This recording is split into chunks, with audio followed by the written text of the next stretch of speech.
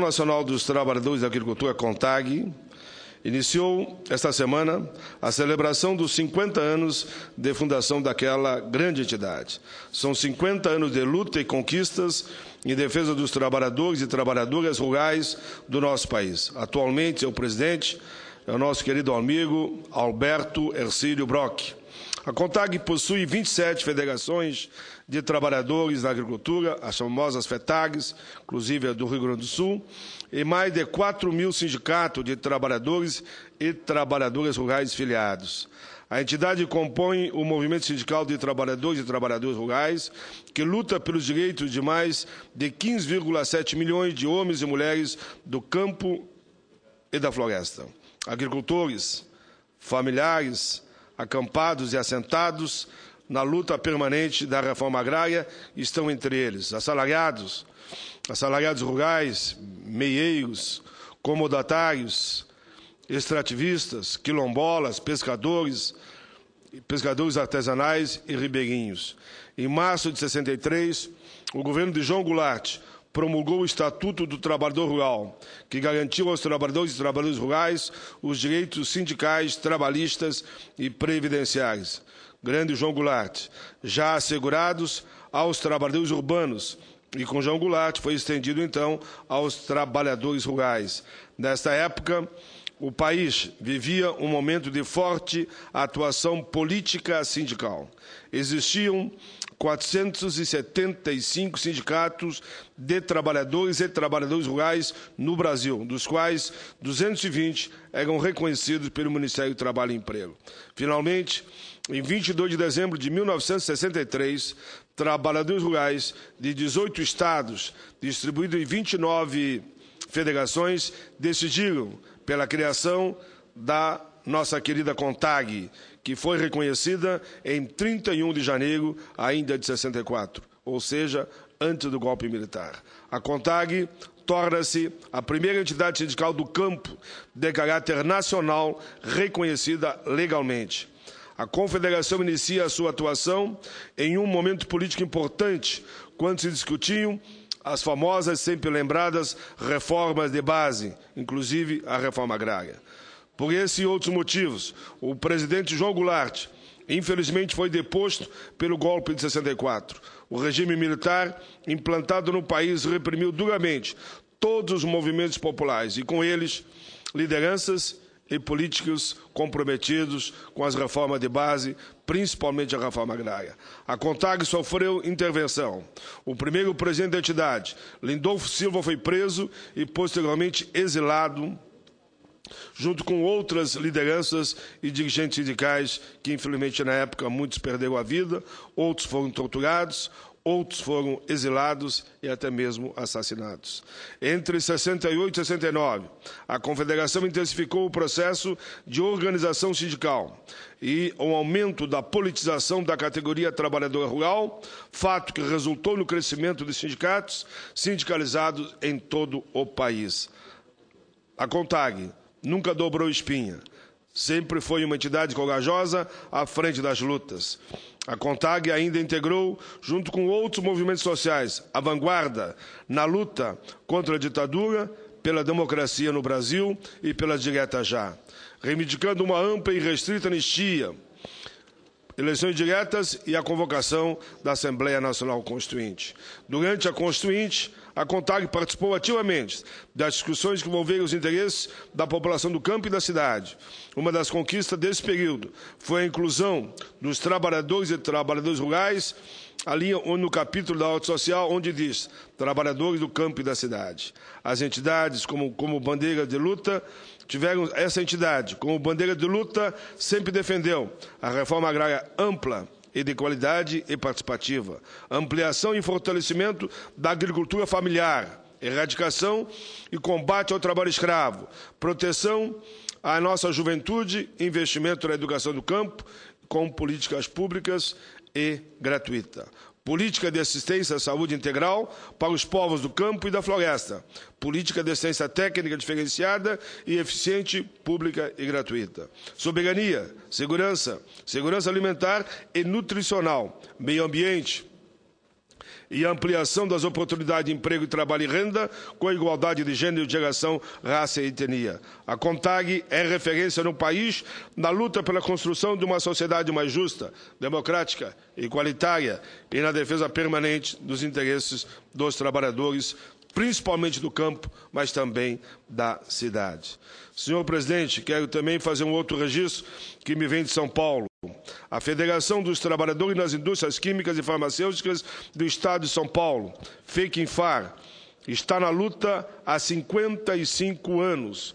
O seu presidente, Sérgio Luiz Leite, foi primeiro secretário da entidade, um homem que escreveu uma história de luta e foi junto aí a caminhada buscando o combate permanente, melhorando a qualidade de vida dos trabalhadores. Por isso, muitas glórias essa entidade sindical chegou. Senhor presidente, senhoras e senhores, peço a atenção de todos para a leitura de documento que eu recebi de autoria do presidente Sérgio.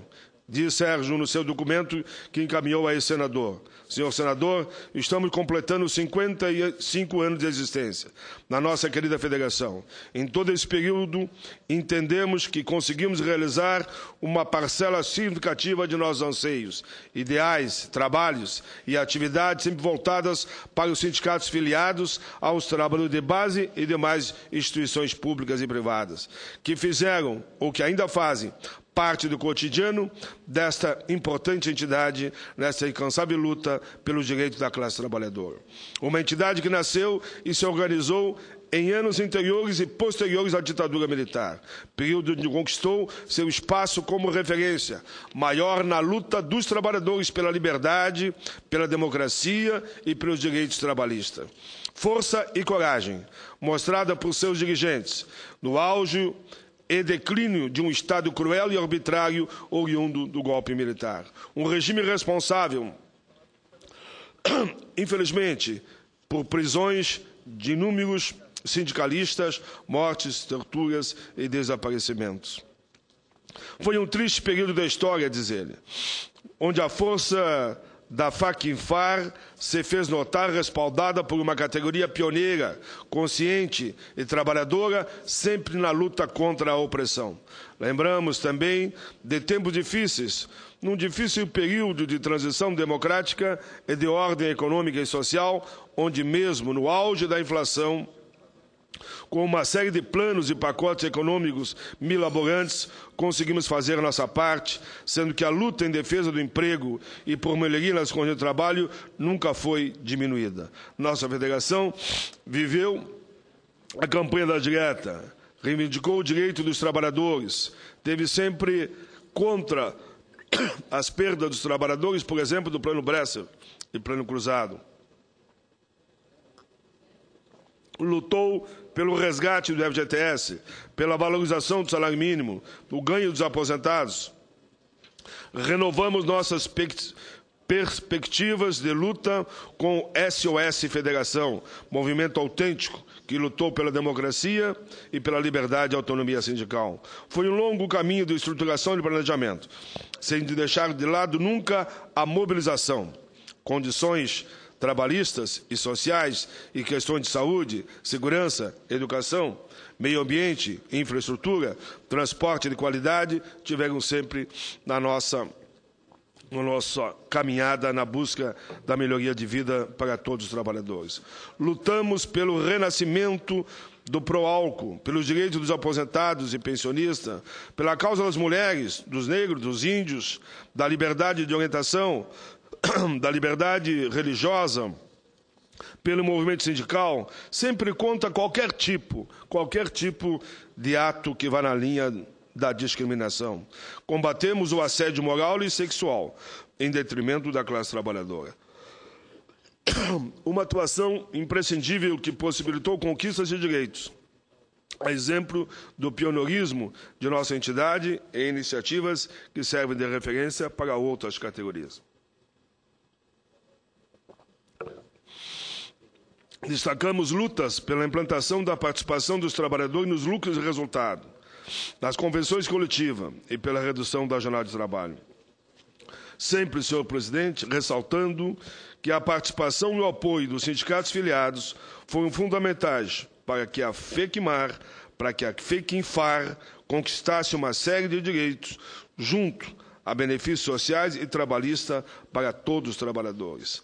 Nas convenções coletivas, conquistamos a estabilidade da trabalhadora gestante e o auxílio creche, a criação de um programa de emprego e inclusão de pessoas portadoras de deficiência, o acesso gratuito a medicamentos, ambas do setor farmacêutico.